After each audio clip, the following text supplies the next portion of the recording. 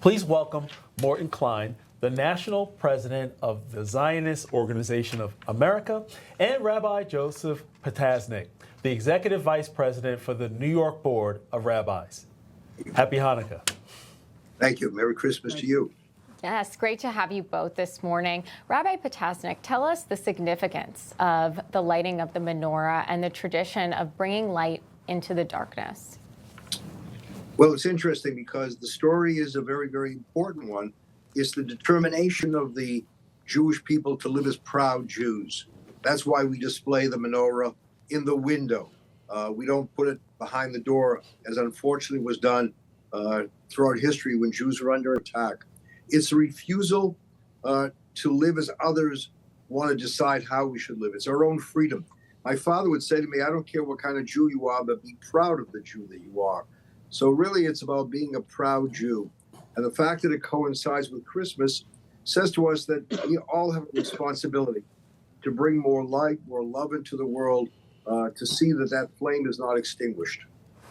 The words of my mom resonated with me. One of her favorite songs is, "This little light of mine, I'm going to let it shine." And it's important that, the 8 lights actually shine. And I'm so glad that you had mentioned that, Rabbi. But Morton, why is Hanukkah in late December this year? Does it have something to do with the Jewish calendar? Mm-hmm. Yeah, in the last 100 years, just a few times has, by coincidence, it turns out to be in the same day. There's no basis for it, really. But I want to say this holiday is way beyond the miracle that the oil lasted not 1 night, but 8 nights. This holiday of Hanukkah for Jews is about courage, self-sacrifice, faith in God, and stop the assimilation of Jewish people. 2,200 years ago, the Syrian Greeks, led by King Antiochus, took over Jewish lands of Jerusalem, Judea, and Samaria, and they wouldn't let the Jews practice Judaism. People forget that's what Hanukkah is about. They wouldn't let the Jews study the Bible, be circumcised, have kosher food. There was even, and people don't talk about this, the right of the first night. Syrian Greek officials had the right to spend the first night with a new Jewish wife. It's really horrific. And even today, Hamas and Iran want to take over Jewish lands and want to, if a Jew doesn't convert, wants to kill every single Jew. So what the miracle really is, that the small band of Jewish Maccabees, of Jews, 2,200 years ago, against huge armies of the Syrian Greeks, in a 25-year battle, destroyed them. And this is a miracle from God. And so it was a 25-year battle. So that's what people have to understand. This is way beyond just the lights. It is about being strong, courageous, and even in dark times, understanding that right and justice and God will prevail.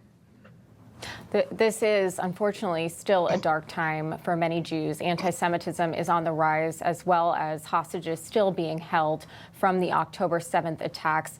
Rabbi Potasnik, can you talk to us about how Hanukkah celebrations have changed since those attacks? I think there is a greater recognition that the world won't love you if you hide who you are, if you don't stand up for what you think is right. I've seen the October 8th Jews, where people have said, we're going to stand strong, stand proudly, and stand publicly. So you see these demonstrations. A lot of credit, by the way, should give to the heroes of today, the Maccabees of now, the students on different campuses that will not be intimidated, that will go wearing their yarmulkes, that will light the menorah, that have mezuzahs on their doors, even though they're under attack. And I'm just thankful that we have people who stand with us. We have allies. We have many adversaries in the world, but thankfully we have those who say, you are not alone.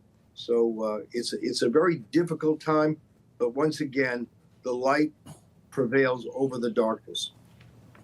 Morton, in your first commentary, you provided the history and the meaning behind the lights at a time in which Jews weren't allowed to fully practice and show their faith.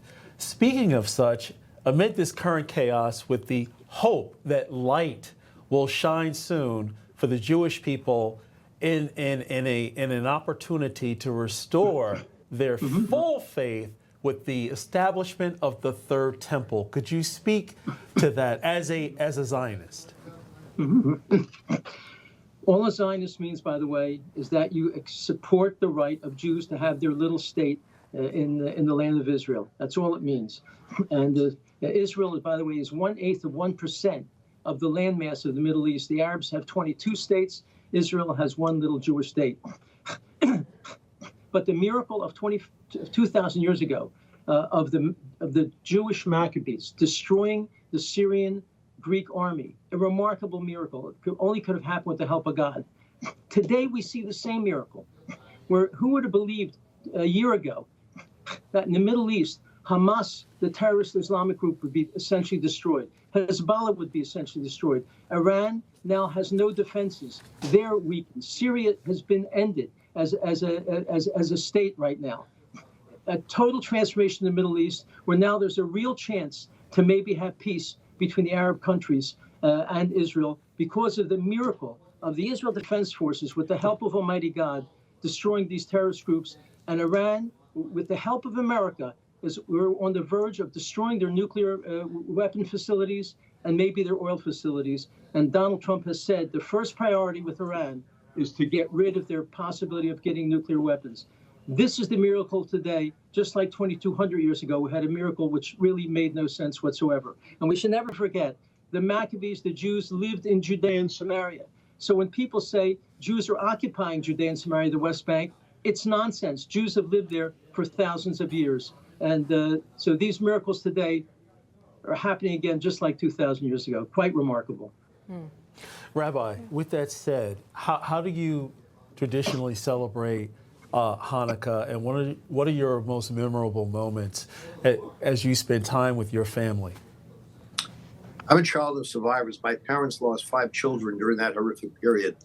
And I recall vividly being at that table where my 2 parents and we lit the candles, but behind them were the pictures of those children who lost their lives.